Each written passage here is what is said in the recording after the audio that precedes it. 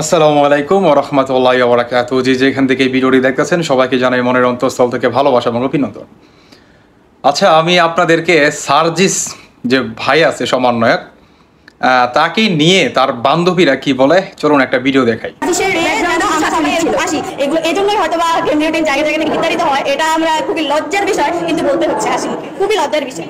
ওর ছাত্রলীগ আছে কিন্তু অন্য ওই যে আগে করতো ওই রক্ত একটু মনে থেকে গেছে, এই জন্য হুমকি টামকি এখনো যাই হোক। আর কেন্দ্রীয় টিম কেন কোনো ধরনের রাজনৈতিক দলের সাথে বসবে, কেন কোনো ধরনের রাজনৈতিক দলের লোককে তারা হচ্ছে গিয়ে সুযোগ দিবে? লজ্জার বিষয় হলো, দুঃখের বিষয় হলো বলতে হচ্ছে যে আমরা নিজেদের কর্মকাণ্ডের কারণে জনতাকে, সাধারণ জনতাকে আমরা হারিয়ে ফেলতেছি। এই ছিল বর্তমানের অবস্থা। হ্যাঁ, এই ছিল বর্তমানের অবস্থা। একটা কথায় আছে না যে অস্ত্র জমা দিচ্ছি কিন্তু আসলে ট্রেডিং বলি নাই। আপনারা অনেকেই জানেন কিনা জানি না, এই সার্জিস আলম, হ্যাঁ, তিনি কিন্তু আওয়ামী লীগের ছাত্রলীগ ছিল।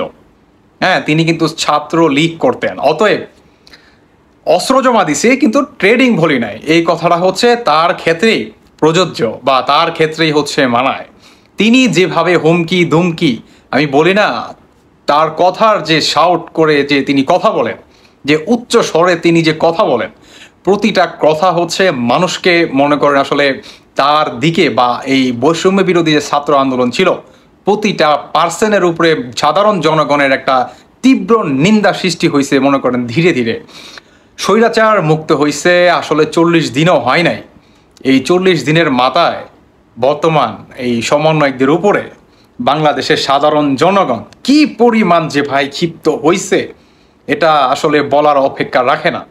এই সার্জিস আলম, ইভেন তারা যে কমিটিরা যে গঠন করতেছে একের পর এক, গতকালকে যে পরিমাণ একটা এই সমন্বয়কদের ভিতরে কি পরিমাণ যে একটা আসলে এই হট্টগণ্ডগোল বা হাতাহাতি হয়, এটার ভিতরে অনেকজন মনে করেন কঠিনভাবে আহত হয়েছে। হ্যাঁ, এটা তারা এখন পর্যন্ত লিস্টে আনতে পারে নাই। ইভেন একের পর এক দুর্ঘটনা হতেই যাচ্ছে, এবং এই সার্জিস আলম প্রতিটা জায়গায়, প্রতিটা ডিস্ট্রিক্টে তিনি ঘুরে ফিরে যে জায়গায় নাকি এই বৈষম্য বিরোধী যে ছাত্র আন্দোলন, যে ছাত্র জনতা ছিল, প্রতিটা জায়গায় গিয়ে তিনি হচ্ছে এই সাক্ষাৎ দেওয়ার চিন্তা ভাবনা ছিল। কিন্তু সাধারণ জনগণ তাকে কি পরিমাণ যে আসলে নিন্দা বা কি পরিমাণ একটা মানে ঘৃণা করে ইতিমধ্যে সাধারণ জনগণের ভিতরে জন্মাই গেছে, এটা আসলে সার্জিস আলমের মাথায়ও ছিল না। হ্যাঁ, তিনি আপনি দেখবেন তিনি মানে ওনাকে যখন ভিডিও করা হয় বা কোনো একটা সাবজেক্টে ওনাকে কোনো একটা বিষয় আসলে জিজ্ঞাসাবাদ করা হয়, ঠিক তখন দেখবেন যে মানে তার যে অ্যাটিটিউড, ভাই ভিডিও টিডিও করেন না তো, ভিডিও টিডিও করে না, এগুলো ভালো লাগে না। হ্যাঁ, আমি অমুককে দেখে নিবো, তমুককে দেখে নিবো, হ্যাঁ, কোনো স্বৈরাচারকে দেশে আসতে দিব না, অমুক করবো তমুক করবো। এই ভাই, দেশটা কি তোমার বাবার নাকি বলেন তো? হ্যাঁ, দেশটা কি ওদের বাবার নাকি?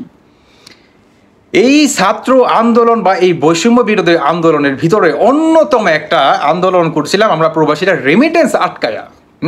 আমাদের কথা তো বলেই না, ইভেন এই একের পর এক তাদের রূপ কিন্তু বের হয়ে আসতেছে। এবং তার বান্ধবীরা কি বললেন ভালোভাবে শুনছেন তো, যে এই সার্জিস আলমের কারণে বা এই এদের কারণে, হ্যাঁ, এদের যারা নাকি মেন উপদেষ্টা আছে বা সমন্বয়কের ভিতর 4-5টা মাথা, এদের কারণে বর্তমান সাধারণ জনগণ তাদেরকে হেট করতেছে।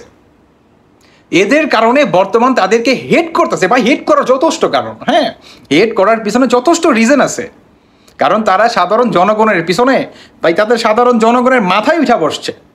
আপনি বুঝতে পারছেন? সাধারণ জনগণ তাদের কারণে বাঁচতে পারতেছেন। এত সংগঠন কিসের সংগঠন ভাই বলেন? হ্যাঁ, আপনি স্বৈরাচার মুক্ত হয়ে হারা পারলো না ভাই, এরা বিশ্বাস করেন এরা শেখ হাসিনা থেকেও খারাপ গোটাইব দেশটাকে। আপনি মিলাই নিয়েন। এই সার্জিস আলম কিন্তু এই কি বলে, এই হাসিনার কিন্তু এই যে ছিল, এই ছাত্রলীগ ছিল, তিনি কিন্তু ছাত্রলীগ করতেন। তো একজন সুস্থ মস্তিষ্কের মানুষ কখনো ছাত্রলীগ করতে পারে না। যাই হোক, কোনো একটা কারণ বশত তিনি হয়তো বা আসছে, চান্স পাই নাই, হয়তো তিনি দেখতে পারছে যে না, এইদিকে আমাকে দিয়ে আসলে হবে না, আমাকে অন্য একটা গেম খেলতে হবে, একটা মাইন্ড একটা গেম খেলতে হবে, সেই গেমটাকে তিনি আসলে সার্থক হয়। তো এই ছিল বর্তমান সমন্বয়কদের অবস্থা। দেখতে থাকুন দেশটাকে কোথায় যায়। আমি আমার সকল প্রবাসী ভাইয়ের উদ্দেশ্যে কথা বলি, দেখেন, এদের জন্য কি আমরা রেমিটেন্স বন্ধ করছিলাম? হ্যাঁ, আমাদের পুনরায় রেমিটেন্সটা আটকাতে হবে এদেরকে মুক্ত করার জন্য। হ্যাঁ, এদেরকে মুক্ত করার জন্য আমাদের পুনরায় রেমিটেন্স মনে করেন বন্ধ করতে হবে। তারা চাইছিল সরকারি চাকরি, হয়ে গেছে সরকার। আমরা কি তাদেরকে সরকারি চাকরি দেখতে চাইছি? হ্যাঁ, দেখতে চাই নাই। অতএব সবাই একসাথে আওয়াজ তুলুন। জানি না দেশটা কোথায় যায়। আপনাদের মূল্যবান যে মতামত আছে অবশ্যই কমেন্ট বক্সে এসে জানাবেন। আল্লাহ হাফেজ, আসসালামু আলাইকুম।